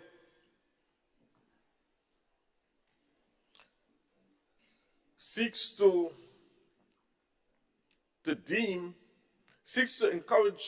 allow this company to continue to operate. Specifically, Section 3(1) states, notwithstanding Section 3, subsection 3 of the Repeal Act, an international company shall be deemed to continue to carry on business and to provide services in accordance with the Companies Act, Chapter 58A. Clause 4, Mr. Speaker, speaks to the validation of these companies that otherwise would not have been deemed to be valid entities operating in Grenada. Clause 5 speaks to their failure to comply. Where an international company failed to comply with the requirements of Section 3, the provision of Section 368 of the Companies Act, Chapter 58A, shall apply. And Clause 6, Mr. Speaker, speaks to the right of persons to legal remedy. Notwithstanding in this act, notwithstanding in this act shall affect the right of any person to any legal remedy that he or she would have had in respect of these companies operating when they were deemed not operating under the law, under the International Companies Act law. And Clause 7, Mr. Speaker, talks to the schedule. Mr. Speaker, in 2018, the International Companies Act, Chapter 152, was repealed. The existing international companies incorporated under this act were granted a transitional period of 3 years, from 2018 to 2021. And those companies during this transitional period, Mr. Speaker, would have continued to enjoy all of the pre-existing conditions to operate as they transitioned. Unfortunately, Mr. Speaker, some of these companies, as listed here, did not fulfill the requirement to continue to operate, and as such, the time expired, and they were, as it were, in legal limbo. So there were no law governing the functionalities of these companies. This act, Mr. Speaker, is seeking to bring all of these international companies under the Companies Act of Grenada, Chapter 58A.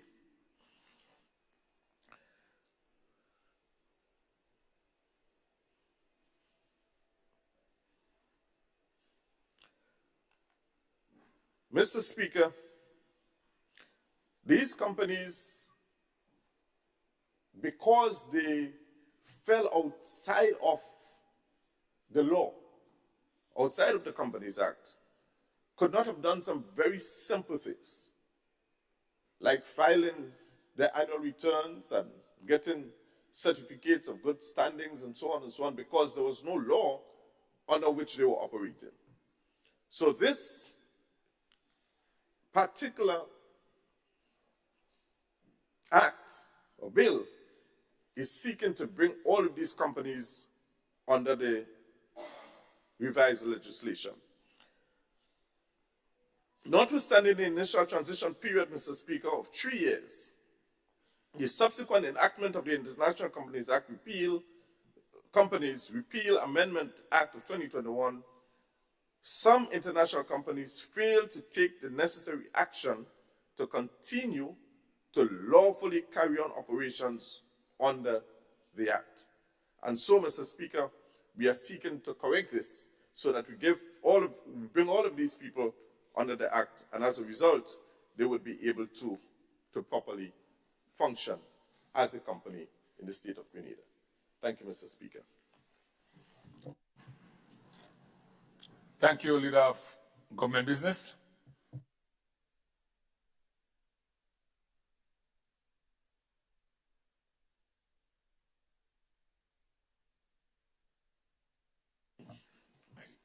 Honorable Prime Minister. Yes, thank you, Mr. Speaker. Mr. Speaker, I rise to support the bill. Mr. Speaker, international business companies, or IBCs as they are commonly called, was a common feature of not just Grenada, but many of the Caribbean islands not too long ago. It was a tool designed to encourage persons to set up businesses in Grenada and in many of the Caribbean islands whose primary clients were outside of Grenada. And so an IBC would set up an office here, it would employ persons here, it would be able to retain professional services, i.e. lawyers, accountants, tax advisors. It would be permitted to rent our own property here for the purpose of its office or its operations. But its actual business, or its primary business, was targeting persons outside of Grenada. And so you would see, for instance, that many of the call centers, or data centers as they're called, which operate here, were formed as international business companies. Because wireless services, or the persons providing the services, were located in Grenada, the actual business or the client was really someone outside of Grenada. And the International Business Companies Act was designed in such a way that it also gave incentives and concessions to these businesses to operate in Grenada for obvious reasons, because you're seeking to, in a sense, attract an international business or an international company that was actually engaged in international business, but you were giving them the opportunity to set up in Grenada and to provide employment for persons in Grenada, to provide, in a sense, economic activity by being located here. And one of the main features of international business companies was a low domestic tax regime. So you would find that the income that the international business company earned was not taxed for the purposes of our own domestic legislation. And the question you'd say, why? Well, the answer is obvious. If you tax them, they simply will not come to your location to do business. So the opportunities for the employment, the opportunities for the economic activity that they brought by locating here, they would simply go to some other jurisdiction that afforded them a concessional tax package. So, like many other things, Mr. Speaker, for small island developing states, the International Business Act was a tool created for us to attract economic activity in our islands. But like so many of these tools, Mr. Speaker, we come up against organizations like the OECD or the FATF, which then says you're operating as a low-tax jurisdiction, and which many times, sadly, wrongly and inaccurately, characterize you as a tax haven or as a tax-exempt status, etc., etc., etc. And so, Mr. Speaker, for a number of years, there's been relentless pressure on Caribbean countries to effectively eliminate the regime of international business companies. Different countries treated it differently. So for example, in Barbados, they took the approach of saying, we obviously need these international business companies to remain here, so that you cannot accuse us of having two different tax regimes, one for domestic companies and one for international business companies. We will simply reduce the tax rates for domestic companies as well, so that they match that of international business companies. That was one of the ways they sought to deal with it. In the case of Grenada, Mr. Speaker, as you would see, we took a different approach and essentially said we are going to repeal the International Business Companies Act. The effect of which is that if you repeal the act, these companies cannot exist because there's no legislative framework for them to exist in. And you would see that there was a subsequent amendment to that, because many of the companies would have obviously said, well, we're here, we're employing people, we are operating, and if you repeal the legislation on which we operate, it basically means we're operating illegally. And if we're operating illegally, it means you're going to have to send people home. We're going to have to terminate the businesses to the detriment of Grenada and the several hundreds of Grenadians that these companies employed. And so there was a first amendment, the International Business Company Repeal Amendment Act, which sought to give these companies the opportunity to transition under the Companies Act, so they would now operate under our Domestic Companies Act. As the leader of government business said, some of these companies, however, did not properly transition or transition at all because they were required to be certified by GAFIN as being in good standing. And in many instances, GAFIN either did not or was unable to certify them as being in good standing. And therefore, that condition of GAFIN certification before you go over under the Companies Act was missing for many of these companies, but they continued operating. And as time would have it, Mr. Speaker, many of them now face the challenge where a bank will say, where are your annual returns? Where are your corporate filings? Where is your certificate of good standing? Well, there's no International Business Company Act anymore. GAFIN and them seem not to have been able to have worked themselves out so that they could be transitioned under the Companies Act. And many of them, as you see, are now in a state of complete uncertainty. So the mischief this seeks to remedy is to hopefully once and for all give these companies the opportunity to be regulated by the Registrar of Companies to operate and function under the Companies Act of Grenada, so that going forward, all of issues like corporate filings, certificates of good standings, annual filings, etc., could be done under the Companies Act. There is still another part which we may have to treat with later on, which is how do you treat with the incentives and the concessions that would have formed the basis for many of them to operate here in the first place. But that's for another time and place. For now, Mr. Speaker, we are just trying to actually, in a sense, give them legal, or I think the law is called it de jure existence and not just de facto existence, because they do exist in fact. They're employing people, they're providing services, but we need to make sure that there's a proper legal regime under which they are governed and regulated. And that is the reason, Mr. Speaker, for having to bring this second, so to speak, amendment to the International Business Companies Repeal Act. And so I stand to support the bill. Thank you. Thank you very much, Honorable Prime Minister.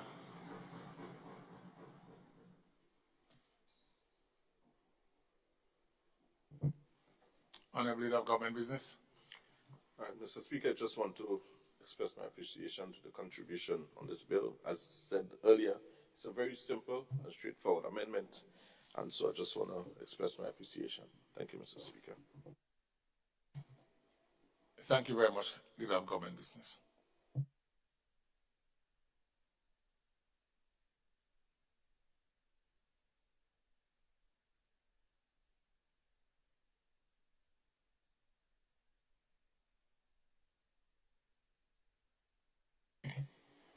Those are contrary opinions, say no.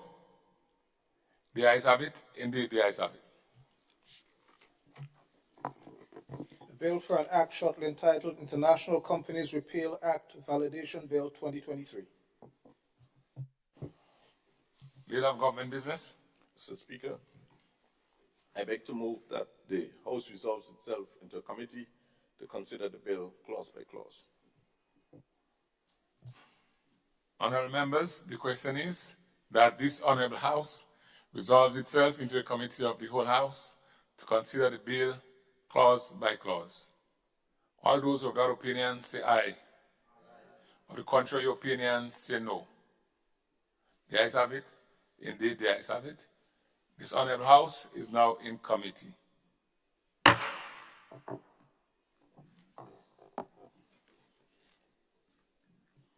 Clause 2, interpretation. Honorable members, the question is that clause 2 forms part of the bill. All those of that opinion say aye. Of the contrary opinion, say no. Indeed, the ayes have it. Clause 3, international companies deemed to continue to carry on business under the Companies Act. Honorable members, the question is that clause 3 forms part of the bill. All those of that opinion say aye. Of the contrary opinion, say no. I think the ayes have it. Clause 4, validation. Honorable members, the question is that clause 4 forms part of the bill.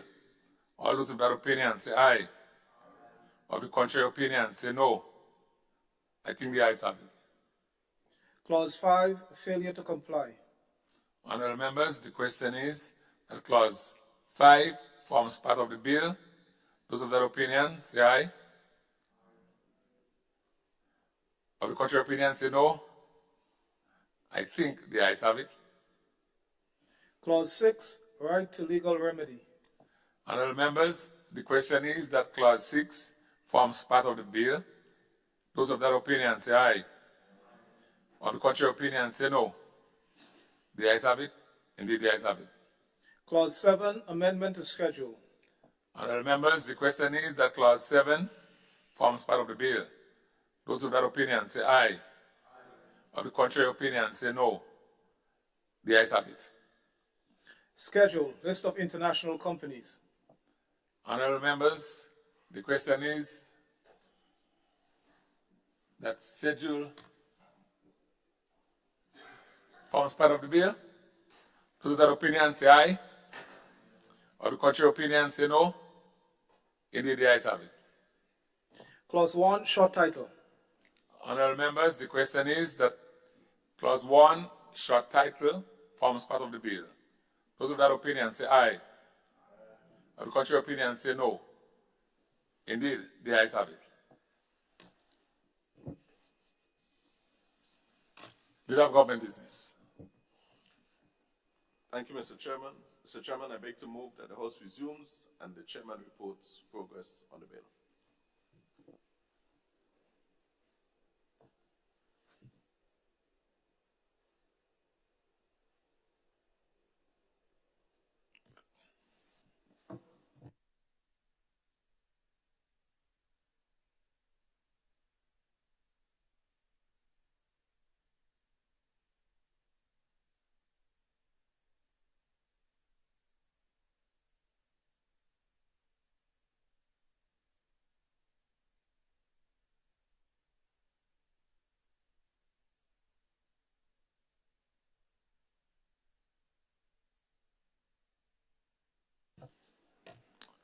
Honorable members, the question is that the House resumes and the Chairman of the committee reports progress on the bill. As many other opinions say aye. Of the contrary opinion, say no. The ayes have it. Indeed, the ayes have it.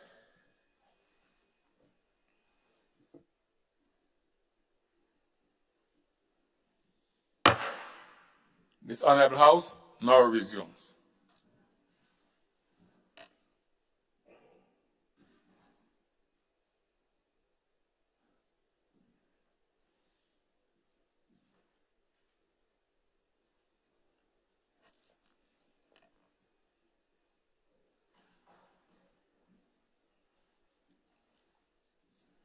Honorable members, I have to report that the bill was considered by a committee of the whole House and passed without amendments. Leader of Government Business. Thank you, Mr. Speaker. Mr. Speaker, I beg to move that the Chairman's report be adopted. Honorable members, the question is that the Chairman's report be adopted. As many as have that opinion say aye. Or the contrary opinion say no. Indeed, the ayes have it.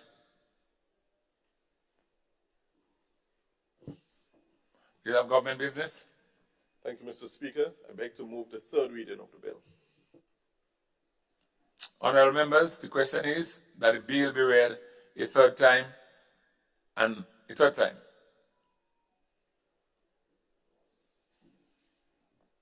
Honourable members, the question is that the bill be read a third time and pass. As many as that opinion say aye, or the contrary opinion say no. The ayes have it. Indeed, the ayes have it. A bill for an act shortly entitled International Companies Repeal Act Validation Bill 2023.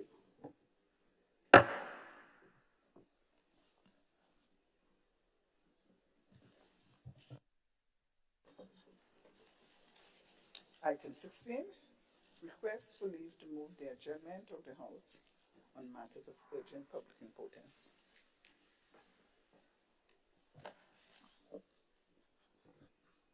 Leader of Government Business. Oh, sorry, I was not seeing her light. Just hold. Let him put the question first, and I'll take you after. Leader of Government Business. Thank you, Mr. Speaker. Mr. Speaker, I beg to move that the House be adjourned, sine die. Honourable members. Yeah. Honourable members, the question is that the House be adjourned, sine die. Honourable MP for St. Mark. Thank you, Mr. Speaker. I am well aware that this is the busy season, and so I do not want to prolong this meeting, but it would be remiss of me if I did not take the opportunity to express my appreciation for the invitation that I got from UN Women and other such-minded organizations, Parliamericas and so on, in St. Lucia a few weeks ago. Mr. Speaker, you were there also, and I did not hear you mention it. I thought, and Madam President of the Senate was also there. Since then, I've received numerous communications from persons concerned, and I think it has, while I was aware of the issue of gender-based violence, domestic violence, it really served to expand my knowledge of what happens given the data we were given and so on. And I know there was a lot of work done in Grenada over the past few years with the Spotlight Initiative. I'm aware that is being, the funding for that is being closed off now in Grenada, the external funding, but my understanding is that there will be some in the budget for that. And so as a member of Parliament and as the sitting chair of the Women's Caucus, I just wanted to mention that and to publicly state my commitment to fighting the gender-based violence and to get involved in working with women, ministries, other organizations on this very important issue. I never realized the magnitude. And I was just looking at some statistics I got on various countries, Grenada, Jamaica, and so on, and nobody's looking good. That means all of us have work to do. So I just want to encourage all of my colleagues on this side and this and that side to let us work together, because this is a great opportunity for bipartisan work. I'm always skeptical about it, you know, but I feel that this is a scourge that all of us need to put our hands together to get rid of. And so I really was grateful for the opportunity, and I will continue the communication, and whatever works have to be done. And we do have some plans in mind, and we will need the support of all if we are going to change the statistics to a better thing for Grenada. Thank you, Mr. Speaker. Thank you, Honourable MP for St. Mark. And while I didn't mention it in my announcement, I must commend you for the work. You are doing a good job as leader of the Women's Caucus, right? Let me make it very clear. Lights. Honorable MP for Carriacou and Pirimatnik. Thank you, Mr. Speaker. Mr. Speaker, it would have been remiss of me if I did not stand here today to bring some clarification to the people of Carriacou and Pirimatnik and to people in general who might have been misled by statements that were made on a particular platform, Mr. Speaker. So I thought it's important to come in the People's House to address this matter. Mr. Speaker, I heard my good friend through you, the Honourable Member for St. Mark's, making reference to a situation in Pirimatnik, that there is no dentist visiting the island of Pirimatnik, and that nothing is being done in Pirimatnik, and that we've made so many promises and we have not delivered it. And we used to be talking about Pirimatnik, Carriacou, and Grenada before, and all of a sudden, Pirimatnik is now forgotten. But, Mr. Speaker, the issue of Pirimatnik has been one that's been affecting the people for years, including, Mr. Speaker, when the Honourable Member, through you, was the Minister for Health. The former member of Parliament is well aware that the service is being affected as a result of lack of adequate equipment. So the dental services in Pirimatnik is being interrupted because what we have now present in Pirimatnik is a dental chair, not even a unit, a dental chair that is over 30 years old. What this administration has done under the leadership of this Member of Parliament is that we have procured 2 dental units, not a dental chair, you know, 2 dental units, one for Carriacou and one for Pirimatnik. I am also happy to report, Mr. Speaker, that the dental units are now on the port in Carriacou, ready to be assembled by the biotech experts, and soon, hopefully, before Christmas, will be delivered to the people of Pirimatnik. In addition, Mr. Speaker, in addition to that, already the Chief Dental Surgeon and myself and the Ministry of Carriacou and Pirimatnik is working to ensure that there is adequate dental services starting next year that will be offered to the people of Pirimatnik, and not just Pirimatnik, but to the people of Carriacou and Pirimatnik by extension. We don't just talk, we are about action. And what took them 30 years to correct, we have done it in under 15 months. Thank you, Mr. Speaker. Thank you, Honourable MP for Carriacou and Pirimatnik.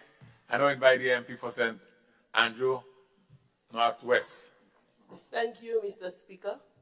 Mr. Speaker, it will be remiss of me if I didn't stand here on behalf of the people of St. Andrew Northwest to pay tribute to a man who have served them well, a businessman.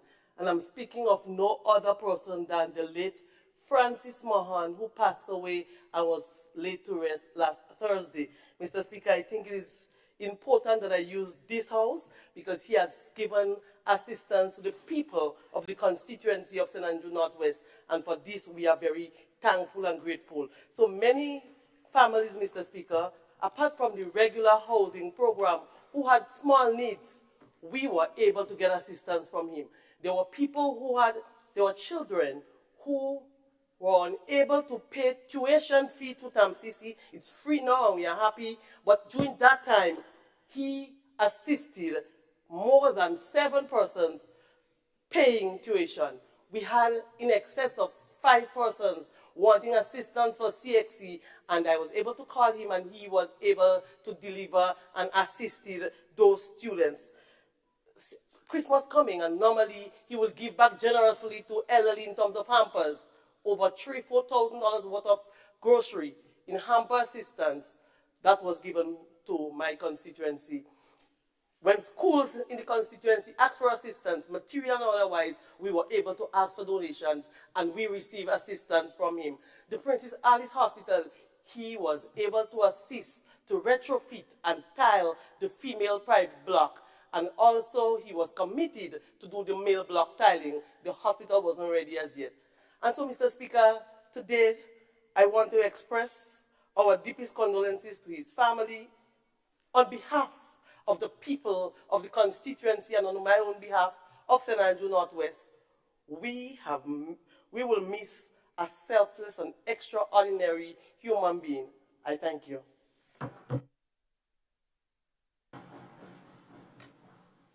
Thank you. Thank you very much, Honorable MP for St. Andrew Northwest.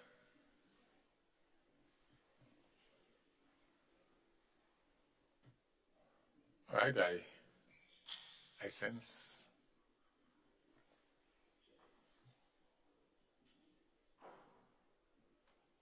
that's it. Yeah, I sense no one else has to speak. So, honorable members, the question is, this honorable House be adjourned, sine die. Those of that opinion, say aye. Of the contrary opinion, say no. This honorable House stands adjourned. Sine die.